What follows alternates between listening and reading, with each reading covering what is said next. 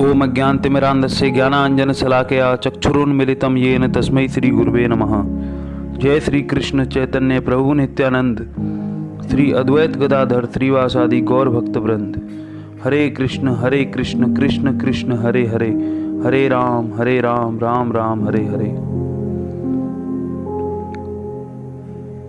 भक्त मोहन की कथा। एक छोटे से गांव में एक विधवा ब्राह्मणी रहती थी। ब्राह्मणी अत्यंत दरिद्रा थी। उसके एक छोटे से पुत्र के अतिरिक्त कोई भी अपना नहीं था। ब्राह्मणी को दो चार भले घरों में भीख मांगने से जो कुछ मिल जाता, उसी से वह अपना और अपने शिशु पुत्र मोहन का उदर निर्वाह करती। किसी दिन यदि बहुत कम भीख मिलती तो ब्राह्मणी स्वयं भूखी रहकर बच्चे को ही कुछ खिला पिलाकर उसे हृदय से लगा संतोष से सो जाती।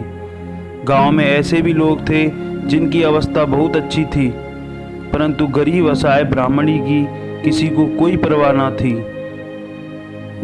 महलों में रहने वाले अमीरों को बुरी तरह से अनाप शनाप वस्तुएं पेट में भरते रहने के कारण मंदाग्नि हुई रहती है। उन्हें पूरा सा अन्न भी पचता नहीं, परंतु गरीबों की दशा का ध्यान उन्हें क्यों होने लगा। देश में ना मालूम कितने असहाय और गरीब नर नारी भूख की ज्वाला से तड़प तड़प कर मर जाते हैं। उनकी दशा पर कौन दृष्टिपात करता है, पर जिसके कोई नहीं होता उसके भगवान होते हैं। वे विश्वंभर किसी तरह गरीब की टूटी झोंपड़ी में भी उसका पेट भरने के लिए कुछ दाने जरूर पहुंचा देते हैं। ब्राह्मणी के बालक मोहन की उम्र 6 वर्ष की हो गई। ब्राह्मण संतान है, कुछ पढ़ाना ही चाहिए, परंतु किस तरह पढ़ाया जाए। गांव के अधिकांश लोगों की दृष्टि में तो ब्राह्मणी गरीब होने के कारण घृणास्पद थी। ब्राह्मणी ने एक दूसरे गांव में मोहन के पढ़ाने का प्रबंध किया। एक दिन वह उसको साथ ले दूसरे गांव के गुरुजी के पास जाकर रोने लगी। गुरुजी को दया आ गई। उन्होंने बालक को पढ़ाना स्वीकार किया। मोहन पढ़ने के लिए जाने लगा। गांव 2 कोस का था, परंतु दरिद्रा ब्राह्मणी के बालक के लिए सवारी कहाँ से आती। मोहन पैदल ही आया जाया करता। यद्यपि उस समय गुरु के घरों में बालक के रहने की प्रथा थी, परंतु मोहन बहुत छोटा होने के कारण ना तो वह गुरु गृह में ही रहना चाहता और ना माता को ही रात के समय अपने इकलौते बच्चे को अपने पास छिपाकर सोए बिना चैन पड़ता। रास्ते में थोड़ी सी दूर सुनसान जंगल पड़ता था। मोहन को उसी में से होकर जाना पड़ता। सुबह सूर्योदय के समय ही वह जाता और संध्या को लौटते लौटते अंधेरा छा जाता। इससे मोहन को जंगल में बड़ा डर लगता। एक दिन गुरुजी के घर कोई उत्सव था, इससे मोहन को वहाँ से लौटने में कुछ देर हो गई। कृष्ण पक्ष के कारण जंगल में अंधकार घना हो गया था। मोहन रास्ते में बहुत डरा। जंगली पशुओं और सियारों की आवाज़ सुनकर वह थर-थर कांपने लगा। ब्राह्मणी भी देर होने के कारण उसको ढूंढने चली गई थी। डरते कांपते हुए अपने लाल को गोदी में लेकर घर आई। मोहन ने कुछ शांत होने पर माता से कहा, माँ, मैं रोज़ जंगल होकर आता जाता हूँ, मुझे वहाँ बहुत डर लगता है। आज तुम नहीं पहुँचती तो ना मालूम मेरी क्या दशा होती। दूसरे लड़कों के साथ तो उनके नौकर जाते हैं जो उन्हें संभालते हैं, क्या मेरे लिए एक नौकर नहीं रखोगी। बालक की सरल वाणी सुनकर अपनी दरिद्रता का ध्यान आते ही ब्राह्मणी की आंखें डबडबा आईं। ब्राह्मणी ने बहुत धीरज रखा, परंतु शेष तक रख नहीं सकी। वह रोकर कहने लगी, बेटा, अपने दुख की दशा तुझको कैसे सुनाऊं। हम लोग बहुत ही गरीब हैं। तेरे लिए नौकर रखने को मेरे पास पैसा कहाँ है। माँ की आंखों में आंसू देखकर मोहन भी रो पड़ा। उसने कहा, माँ, तू रोती क्यों है। तुझे रोते देखकर मुझे भी रोना आता है। माँ, क्या हमारे और कोई नहीं है। मोहन के सरल मर्मभेदी प्रश्न से ब्राह्मणी का हृदय व्यथा से भर गया। पृथ्वी मानो पैरों के नीचे से खिसकने लगी। धीरज टूटने लगा, परंतु उसे तुरंत यह ख्याल आया कि ईश्वर तो अनाथ नाथ हैं, क्या वह हमारे नहीं हैं? यह स्मृति होते ही ब्राह्मणी के हृदय में बल आ गया। आंसू अकस्मात सूख गए। वह कहने लगी, बेटा हैं, क्यों नहीं हैं? गोपाल हैं। बच्चे ने पूछा, माँ गोपाल मेरे क्या लगते हैं? स्नेहमयी ब्राह्मणी के मुंह से निकल गया, बेटा गोपाल भाई तेरा बड़ा भाई है। बालक ने कहा, माँ वह कहाँ रहते हैं? मैंने तो उन्हें कभी नहीं देखा। ब्राह्मणी का हृदय भगवत प्रेम से भर गया था। जब मनुष्य सब ओर से सर्वथा निराश होकर भगवत की शरणागति पर विश्वास कर उसी की ओर ताकता है, तब उसे तुरंत ही उधर से आश्वासन और आश्रय मिल जाता है। उस अव्यक्त आश्रय को प्राप्त करते ही उसके हृदय में बल, बुद्धि, तेज और ज्ञान का विकास स्वयमेव होने लगता है। भगवत प्रेम से हृदय भर जाता है। ब्राह्मणी मानो निर्भ्रांत चित्त से कहने लगी, बेटा मेरा वह गोपाल सभी जगह है। जल, स्थल, अनल, अनिल, आकाश, पाताल, फल फूल, समुद्र, सरिता सभी में वह रहता है। जगत में ऐसा कोई स्थान नहीं है जहाँ वह ना हो, परंतु वह सहज में ही दिखता नहीं है। जब उसे देखने के लिए कोई बहुत ही व्याकुल होता है तभी वह दिखता है। एक समय वृंदावन में गोप बालाओं के व्याकुल होने पर उन्हें वह दिख पड़ा था। एक बार 5 वर्ष के बालक ध्रुव को दिखाई दिया था। जो एक बार उसे देख लेता है वह तो उसकी सुंदरता और स्वभाव पर सदा के लिए मोहित हो जाता है। मोहन बोला, माँ मेरा गोपाल भाई कभी अपने घर नहीं आता? तो माँ बोली, आता क्यों नहीं, वह तो सदा यहीं रहता है।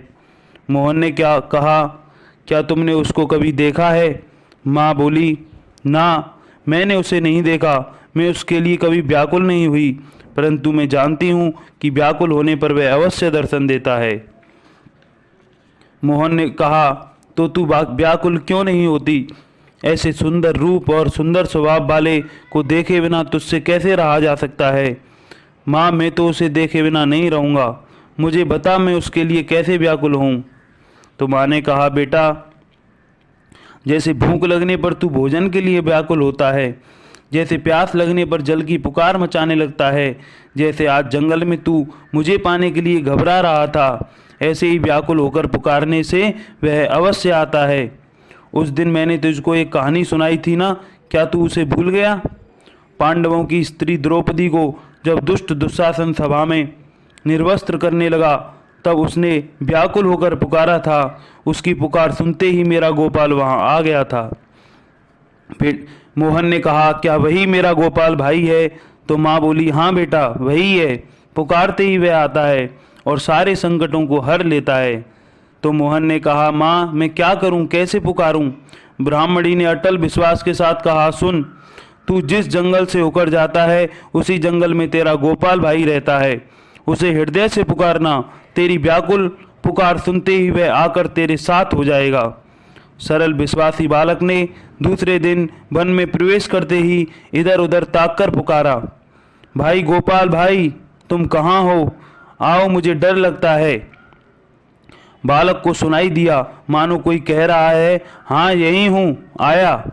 मीठी आवाज़ सुनते ही बालक को ढांढस हो गया, उसका भय भाग गया।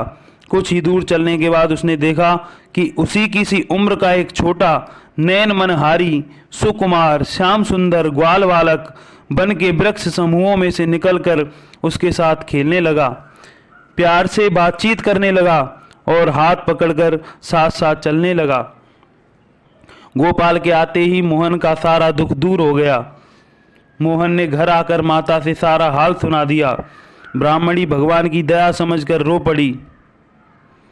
उसने सोचा, जिस दया मैंने बालक ध्रुव की पुकार सुनकर उसे दर्शन दिया था वही मेरे बच्चे की पुकार पर आ गया हो तो क्या आश्चर्य है। कुछ समय बाद गुरु के पिता का देहांत हो गया। श्राद्ध का आयोजन हुआ। श्राद्ध के लिए सभी विद्यार्थी गुरुजी को कुछ ना कुछ भेंट देंगे। ब्राह्मणी के मोहन ने भी सरलता से गुरुजी से पूछा, गुरुजी मुझे क्या आज्ञा देते हैं, मैं क्या लाऊं? गुरु महाराज को ब्राह्मणी की अवस्था का पता था। उन्होंने कहा, बेटा तुझको कुछ भी नहीं लाना होगा। उसने कहा, नहीं गुरुजी, जब सभी लड़के कुछ ना कुछ आपके लिए लाएंगे तब मुझे भी कुछ लाने की आज्ञा दीजिए। बालक के बार बार आग्रह करने पर गुरु महाराज ने कह दिया, 1 लोटा दूध ले आना। मोहन संतुष्ट होकर घर चला आया। उसने माता से कहा, माँ, कल गुरु महाराज के पिता का श्राद्ध है। सभी लड़के कुछ ना कुछ सामान ले जाएंगे। मुझे गुरुजी ने सिर्फ 1 लोटा दूध ही ले आने के लिए कहा है, अतएव तुम कुछ दूध खरीद लाना।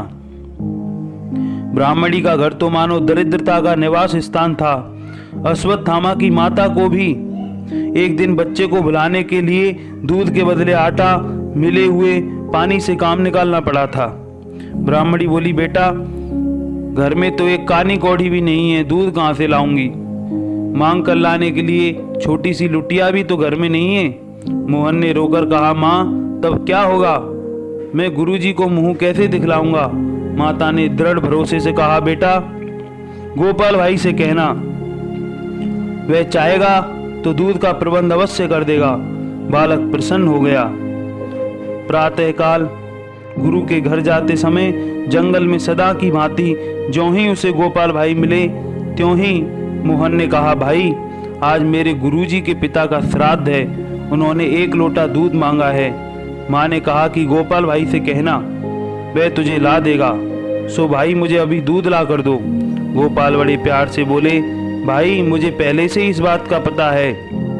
देखो, मैं दूध का लोटा भरकर साथ ही लाया हूँ, तुम इसे ले जाओ। मोहन ने गोपाल भाई से दूध का लोटा ले लिया। आज उसके आनंद का पार नहीं है।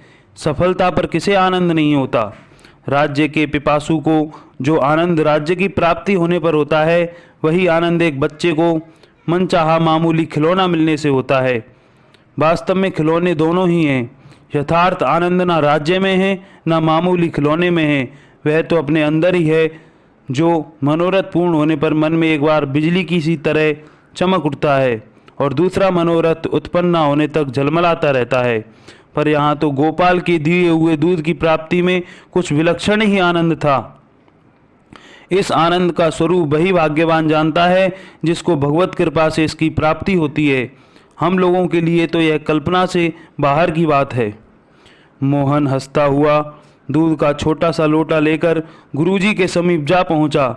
लड़कों की लाई हुई सामग्रियों को गुरुजी के नौकर उनके पास ले जाकर उन्हें दिखा दिखाकर अलग रख रहे थे। बालक ने समझा कि मेरे दूध की भी बारी आएगी, परंतु उस जरा सी लुटिया की ओर किसी का ध्यान नहीं गया। बालक ने उदास होकर गुरुजी से कहा, महाराज, मैं भी दूध लाया हूँ। गुरुजी बड़ी बड़ी सामग्रियों की देखभाल कर रहे थे। उन्होंने बालक की बात का कोई उत्तर नहीं दिया। गरीबों की श्रद्धा, प्रेम, पूरे उपहार का स्वाद तो प्रेम के भूखे भगवान ही जानते हैं। इससे वही उसका सम्मान भी करते हैं। सुदामा के चावलों की कनी, अछूत भीलनी के बेर, कर्मा की खिचड़ी और बिदुर के साग पात के स्वाद का अनुभव भगवान को ही था। इसी से उन्होंने प्रसन्नता से इनका भोग लगाया था और इसलिए उन्होंने घोषणा की है, पत्रम पुष्पम फलम तोयम यो मे भक्त्या प्रेक्षति तदहम भक्त्युपहतम स्नामी प्रियात्मनः। प्रेमी भक्त मुझे शुद्ध प्रेम से पत्र, पुष्प, फल, जल आदि जो कुछ भी अर्पण करता है, मैं उसे प्रेम अर्पित उपहार का प्रेम सहित साक्षात भोजन करता हूँ, उसे मैं स्वीकार करता हूँ। सामग्रियों के बाहुल्य का कोई महत्व नहीं है। महत्व है भगवत भाव का, प्रेम का, भगवान के प्रति समर्पण का। भगवान श्री कृष्ण के आतिथ्य के लिए कौरवों ने कम तैयारी नहीं की थी, परंतु भगवान ने कहा कि संप्रीति भोज्यान्यान्यानि आपदौ ज्ञानी वा पुने ना च संप्रिय से राजन्ना च एव उपदगता वयम। भोजन या तो प्रेम हो वहाँ किया जाता है या विपद पड़ने पर किसी के भी यहाँ करना पड़ता है। तब भगवान श्री कृष्ण ने कहा कौरवों से कि ना यहाँ तो प्रेम है और ना ही मुझ पर कोई विपत्ति आन पड़ी है, इसलिए मैं तुम्हारे यहाँ भोजन नहीं करूँगा। जब मोहन ने कई बार गुरु से कहा, तब गुरुजी ने अवज्ञा के साथ झुंझलाकर एक नौकर से कहा, जरा सी चीज़ पर यह छोकरा कितना चिल्ला रहा है, मानो इसने हमें निहाल कर दिया। दूध किसी बर्तन में लेकर हटाओ इस आफत को जल्दी यहाँ से। अपमान से बालक के मुख पर विषाद की रेखा खिंच गई। गरीब क्या करता, रोने लगा। भगवान की लीला बड़ी विचित्र है। वह कब किस सूत्र से क्या करना चाहते हैं किसी को कुछ भी नहीं पता लगता। नौकर ने दूध को कटोरे में उड़ेला, कटोरा भर गया पर दूध पूरा नहीं हुआ। उसने एक गिलास उठाया, वह भी भर गया पर दूध ज्यों का त्यों रहा। आखिर एक बाल्टी में डालना आरंभ किया, वह भी भर गई। तब नौकर ने घबराकर गुरु महाराज के पास जाकर सारा वृतांत सुनाया। श्राद्ध के लिए बहुत से विद्वान ब्राह्मण एकत्र हो रहे थे। इस आश्चर्य घटना को सुनकर सभी वहां दौड़े आए। देखते हैं एक छोटे से लोटे में दूध भरा है, पास ही एक बाल्टी और कई बर्तनों में दूध छलक रहा है। गुरुजी ने नौकर से कहा, जरा मेरे सामने तो डालो।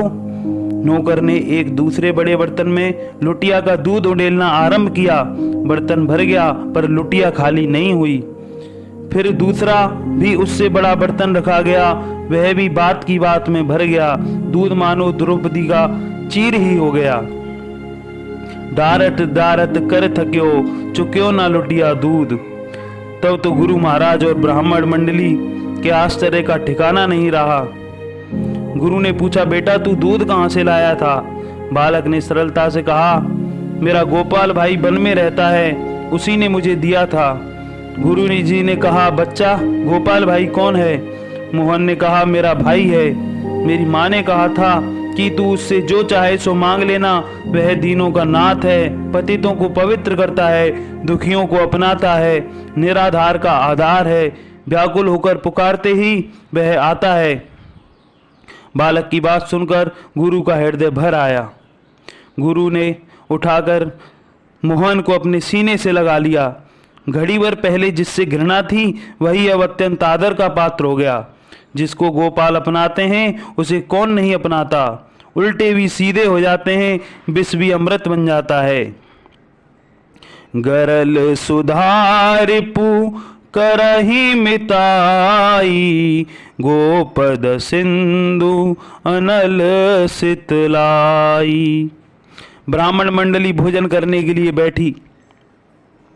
आज श्राद्ध के भोजन में मोहन के लाए हुए दूध की खीर बनी थी। खाते खाते ब्राह्मण अघाते नहीं थे। आज की खीर का स्वाद कुछ अनोखा ही था।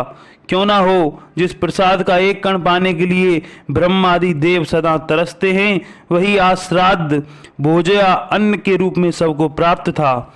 ब्राह्मणों का मन तो नहीं भरा, परंतु उस महाप्रसाद की प्राप्ति से वे सुरमुनि दुर्लभ पद को पाकर सदा के लिए तृप्त हो गए।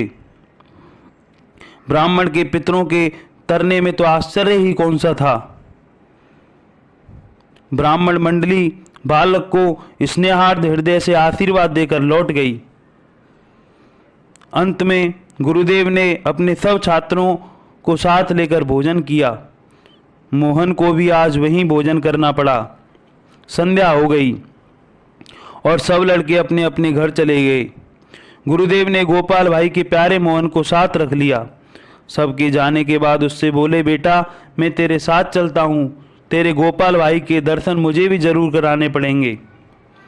मोहन ने कहा, चलिए अभी मेरे साथ वन में, मेरा गोपाल भाई तो पुकारते ही आता है। गुरु ने बालक को गोद में उठा लिया और दोनों वन में पहुंचे। बालक ने वहां जाते ही पुकारा, गोपाल भाई आओ, आज इतनी देर क्यों करते हो? बदले में उसे सुनाई दिया, आज तो तुम अकेले नहीं हो, फिर मुझे क्यों बुलाते हो? मोहन ने कहा, भाई मेरे गुरुजी तुम्हें देखना चाहते हैं, जल्दी आओ। भक्त की प्रेम भरी पुकार सुनकर भगवान नहीं ठहर सकते। तुरंत नवनील नीरद श्याम सुंदर प्रकट हो गए। बालक ने कहा, भाई आ गए। गुरुदेव देखो तो गोपाल भाई कितना सुंदर है। गुरुजी को एक विस्मयजनक प्रकाश के सिवा और कुछ भी नहीं दिखाई दिया। उन्होंने कहा, कहाँ है? मुझे तो इस उजाले के सिवा और कुछ भी नहीं दिखता। बालक ने कहा, यह क्या बात है गोपाल भाई, तुम यह क्या खेल खेल रहे हो? उत्तर मिला, भाई मैं तुम्हारे पास आता हूँ, तुम्हारा अंतःकरण शुद्ध है, उसमें प्रेम भरा है, तुम्हारा साधन समय पूर्ण हो गया है, परंतु तुम्हारे गुरुदेव अभी दर्शन के अधिकारी नहीं हैं। इन्होंने जो प्रकाश देखा है वही इनके लिए बहुत है। इसी से यह कल्याण मार्ग पर अग्रसर हो सकते हैं। यह वीणा विनिंदित वाणी गुरुदेव ने भी सुनी। उनके हृदय का रुद्र द्वार खुल गया, हृदय की माया का बांध टूट गया। प्रेम का सागर उमड़ पड़ा। गुरुदेव गदगद होकर बोले, नाथ, तुम्हारे दिव्य प्रकाश ने मेरे हृदय के घोर अंधकार को हर लिया और तुम्हारी वाणी ने मुझे तुम्हारे दिव्य धाम के दर्शन करा दिए। अब मैं हृदय में तुम्हें देख रहा हूँ। प्रभु, मैं यही चाहता हूँ कि मेरी सदा यही दशा बनी रहे। मोहन महान आनंद से छका मुस्कुरा रहा था। थोड़ी देर में गुरुदेव पर भी कृपा हुई। करुणा वरुणालय, सौंदर्य की राशि, प्रेम के भंडार, उदार चूड़ामणि, अनूप रूप शिरोमणि के प्रत्यक्ष दर्शन कर गुरु महाराज सदा के लिए कृतकृत्य हो गए। मोहन को साथ लेकर गुरुदेव ब्राह्मणी के पास आए। देखते हैं तो वहाँ गोपाल भाई माता की गोद में बैठे मानो जननी को स्नेह सुधा का पान करा रहे हों। माता को बाह्य ज्ञान नहीं है। उसके आनंद अश्रुओं की अजस्त्र धारा से गोपाल भाई का समस्त शरीर अभिषिक्त हो गया है। गुरु और शिष्य इस दृश्य को देखकर आनंद सागर में डूब गए। बोलो भक्तिमती ब्राह्मणी, पवित्र भक्त मोहन और उसके प्यारे गोपाल भाई की जय। भक्त वत्सल भगवान श्री श्याम सुंदर की जय। हरे कृष्णा।